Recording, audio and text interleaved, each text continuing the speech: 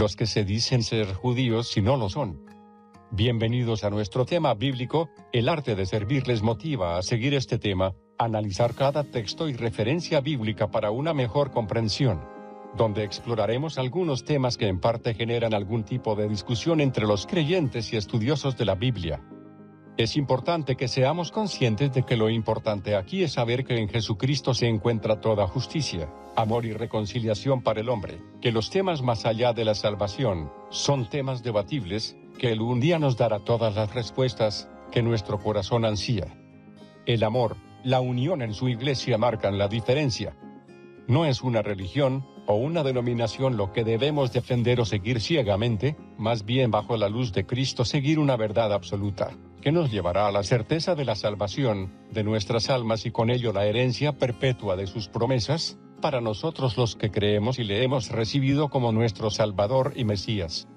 En el camino de nuestro aprendizaje exploramos temas que nos roban el sueño y en parte nos quitan de la verdadera ruta que todo creyente tiene que seguir. Aunque esto es importante y el conocimiento es primordial para consolidar nuestra fe, no nos olvidemos que fuimos llamados a predicar a las naciones, que Él vendrá y que en Él está toda salvación y perdón de pecados. Responderemos la pregunta en base a lo que la Biblia enseña al respecto de este tema, con el fin de poder ayudarles a responder sus dudas. Pidamos el discernimiento a Dios para que su Espíritu Santo nos dé el entendimiento, y así llegar a toda la verdad que está en su palabra y en nuestros corazones, por medio del Espíritu Santo de Dios que nos enseña todas las cosas. Amén. Iniciemos el tema. Los que se dicen ser judíos y no lo son. He aquí, yo entrego de la sinagoga de Satanás a los que se dicen ser judíos y no lo son, sino que mienten. He aquí, yo haré que vengan y se postren a tus pies, y reconozcan que yo te he amado. ¿Quiénes son los que se dicen ser judíos y no lo son? Ya que Apocalipsis 2:3 se aplica a toda la era de la Iglesia, el Señor se pudo haber estado refiriendo a más de un grupo. Los candidatos pueden ser los siguientes. Los judíos. En Romanos 2:28-29 Pablo escribió, pues no es judío el que lo es exteriormente, ni es la circuncisión la que se hace exteriormente en la carne, sino que es judío el que lo es en lo interior, y la circuncisión es la del corazón, en espíritu, no en letra, la alabanza del cual no viene de los hombres, sino de Dios. En los días de Pablo había muchas personas que habían nacido perteneciendo a la raza judía y habían sido circuncidados como una señal del pacto, pero según él estas personas realmente no eran judías porque no tenían esa substancia interna que complementa la forma externa. Era la clase de judío que el Señor había condenado anteriormente al decir, porque este pueblo se acerca a mí con su boca, y con sus labios me honra, pero su corazón está lejos de mí, y su temor de mí no es más que un mandamiento de hombres que les ha sido enseñado. Isaías 29:13. Personas como estas fueron las que inicialmente persiguieron a la primera iglesia. Llamaban a los creyentes apóstatas, los expulsaban de Jerusalén, e intentaron valientemente prevenir el crecimiento de la iglesia. Es fácil ver por qué podían ser llamados la sinagoga de Satanás, pero, ¿hay otros más? La teología del reemplazo.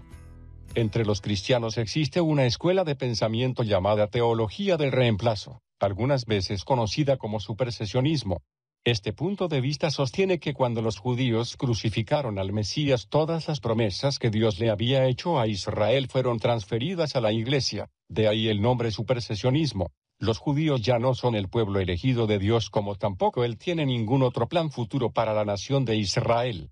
Las profecías bíblicas acerca de las bendiciones futuras y la restauración de Israel a la tierra prometida han sido alegorizadas en promesas de bendición para la iglesia. Hay elementos de la teología del reemplazo que se pueden encontrar en los escritos de la iglesia allá por el siglo II, pero con la llegada del siglo XVI surgió un sistema de pensamiento llamado la teología de la reformación, o teología reformada, la cual es la mayor responsable de convertirse en una creencia en las principales denominaciones protestantes. Esto, a pesar del hecho de que muchos de los primeros reformadores, incluyendo a Juan Calvino, pero no a Martín Lutero, escribieron sobre la nación de Israel que sería un día restablecida por la gracia de Dios y experimentaría una regeneración nacional. Hoy día la posición de Calvino es claramente una minoría entre los teólogos reformistas. Algunos de ellos creen que Jesús puede haber estado incluyendo a los seguidores de la teología del reemplazo entre los que se dicen ser judíos pero no lo son, porque han declarado que las promesas de Dios para Israel son para ellos mismos. A propósito, el término sinagoga de Satanás no significa que los grupos que estoy describiendo necesariamente son adoradores de Satanás. Pero sí debemos entender que solamente existen dos posiciones acerca del destino de Israel. Una es la posición de Dios y la otra la de Satanás. Todas aquellas personas que conscientemente no apoyan el plan de Dios para su pueblo están apoyando, por defecto, a Satanás, y pertenecen, por lo tanto, a la sinagoga de Satanás. La espada del Islam. Entre los musulmanes existe un punto de vista de que como Ismael fue el primogénito de Abraham, él es el justo beneficiario del pacto de Dios con Abraham. Por consiguiente, la tierra prometida le pertenece a sus descendientes, y no a los de Isaac.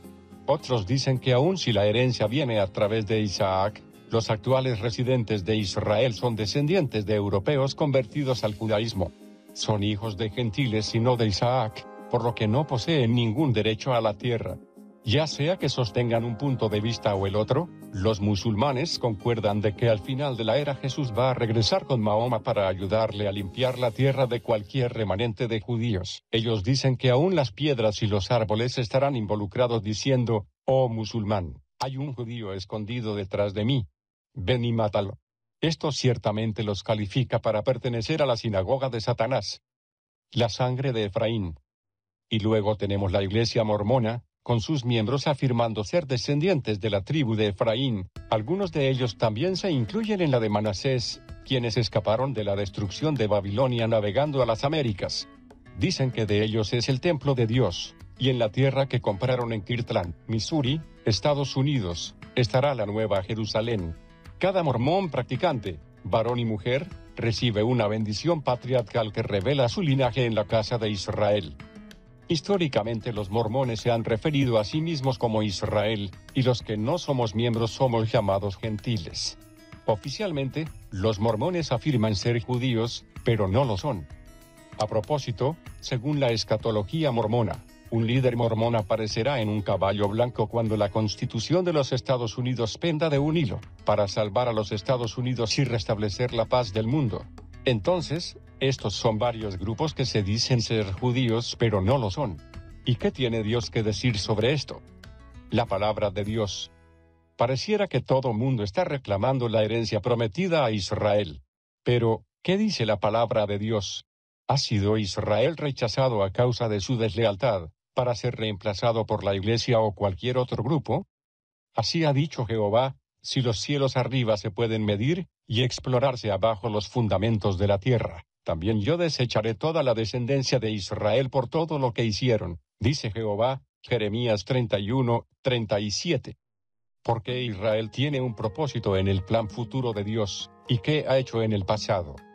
Por tanto, di a la casa de Israel, así ha dicho Jehová el Señor, no lo hago por vosotros, oh casa de Israel, sino por causa de mi santo nombre, el cual profanasteis vosotros entre las naciones a donde habéis llegado.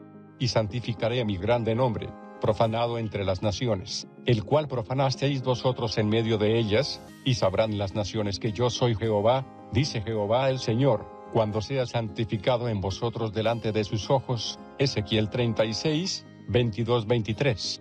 ¿Traerá el Señor a su pueblo de vuelta a la tierra que les prometió?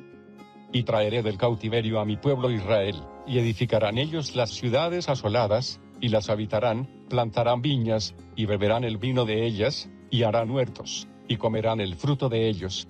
Pues los plantaré sobre su tierra, y nunca más serán arrancados de su tierra que yo les di, ha dicho Jehová Dios tuyo. Amos 9, 14-15.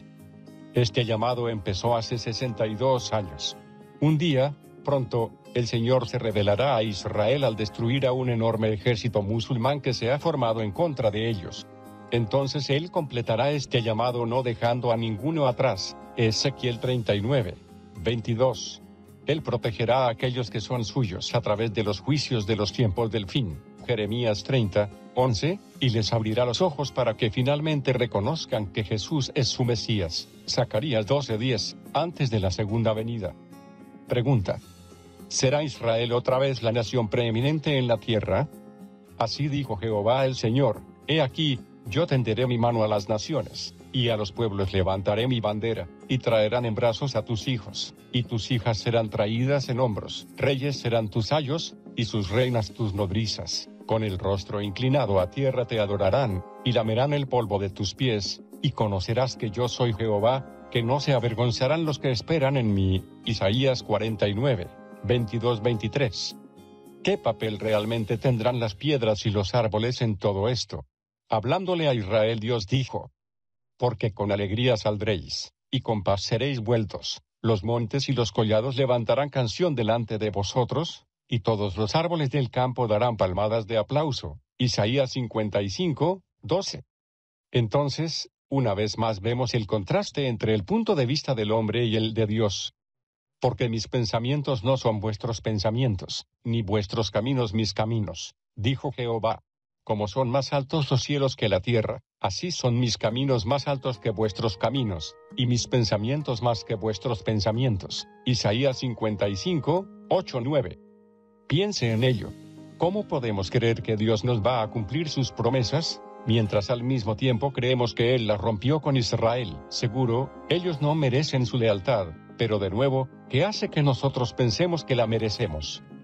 Dios no es hombre, para que mienta, ni hijo de hombre para que se arrepienta. Él dijo, y no hará. Habló, y no lo ejecutará. Números 23-19. La respuesta es un obvio no, y eso es bueno, porque nosotros estamos apostando nuestro destino eterno basándonos en su confianza.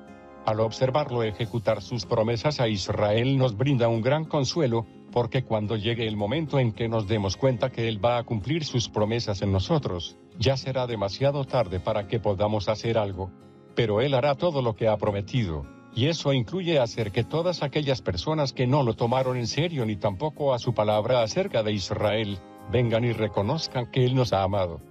En la actualidad existen muchos grupos, sectas y movimientos que se atribuyen o autonombran judíos, grupos que buscan someter a esclavitud a los creyentes y hacen en pago el sacrificio hecho una vez y para siempre para el perdón de nuestros pecados y transgresiones. Leamos Hebreos 10, Nueva Versión Internacional. El sacrificio de Cristo, ofrecido una vez y para siempre. La ley es solo una sombra de los bienes venideros, y no la presencia misma de estas realidades. Por eso nunca puede, mediante los mismos sacrificios que se ofrecen sin cesar año tras año, hacer perfectos a los que adoran. De otra manera, ¿no habrían dejado ya de hacerse sacrificios? Pues los que rinden culto, purificados de una vez por todas, ya no se habrían sentido culpables de pecado. Pero esos sacrificios son un recordatorio anual de los pecados, ya que es imposible que la sangre de los toros y de los machos cabríos quite los pecados. Por eso, al entrar en el mundo, Cristo dijo: A ti no te complacen sacrificios ni ofrendas. En su lugar, me preparaste un cuerpo. No te agradaron ni holocaustos, ni sacrificios por el pecado. Por eso dije, aquí me tienes. Como el libro dice de mí: He venido, oh Dios, a hacer tu voluntad. Primero dijo, sacrificios y ofrendas, holocaustos y expiaciones no te complacen ni fueron de tu agrado, a pesar de que la ley exigía que se ofrecieran. Luego añadió, aquí me tienes, he venido a hacer tu voluntad. Así quitó lo primero para establecer lo segundo. Y en virtud de esa voluntad somos santificados mediante el sacrificio del cuerpo de Jesucristo, ofrecido una vez y para siempre. Todo sacerdote celebra el culto día tras día ofreciendo repetidas veces los mismos sacrificios, que nunca pueden quitar los pecados. Pero este sacerdote, después de ofrecer por los pecados un solo sacrificio para siempre, se sentó a la derecha de Dios, en espera de que sus enemigos sean puestos por estrado de sus pies. Porque con un solo sacrificio ha hecho perfectos para siempre a los que está santificando. También el Espíritu Santo nos da testimonio de ello. Primero dice, este es el pacto que haré con ellos. Después de aquel tiempo, dice el Señor, pondré mis leyes en su corazón, y las escribiré en su mente. Después añade, y nunca más me acordaré de sus pecados y maldades. Y, cuando estos han sido perdonados, ya no hace falta otro sacrificio por el pecado, llamada a la perseverancia. Así que, hermanos, mediante la sangre de Jesús, Tenemos plena libertad para entrar en el lugar santísimo, por el camino nuevo y vivo que Él nos ha abierto a través de la cortina, es decir, a través de su cuerpo, y tenemos además un gran sacerdote al frente de la familia de Dios. Acerquémonos, pues, a Dios con corazón sincero y con la plena seguridad que da la fe, interiormente purificados de una conciencia culpable y exteriormente lavados con agua pura. Mantengamos firme la esperanza que profesamos, porque fiel es el que hizo la promesa. Preocupémonos los unos por los otros, a fin de estimularnos al amor y a las buenas obras. No dejemos de congregarnos, como acostumbran hacerlo algunos, sino animémonos unos a otros, y con mayor razón ahora que vemos que aquel día se acerca. Si después de recibir el conocimiento de la verdad pecamos obstinadamente, ya no hay sacrificio por los pecados. Solo queda una terrible expectativa de juicio, el fuego ardiente que ha de devorar a los enemigos de Dios. Cualquiera que rechazaba la ley de Moisés moría irremediablemente por el testimonio de 2 o 3 testigos. ¿Cuánto mayor castigo piensan ustedes que merece el que ha pisoteado al Hijo de Dios, que ha profanado la sangre del pacto por la cual había sido santificado, y que ha insultado al Espíritu de la gracia? Pues conocemos al que dijo, mía es la venganza, yo pagaré y también, el Señor juzgará a su pueblo. Terrible cosa es caer en las manos del Dios vivo. Recuerden aquellos días pasados cuando ustedes, después de haber sido iluminados, sostuvieron una dura lucha y soportaron mucho sufrimiento.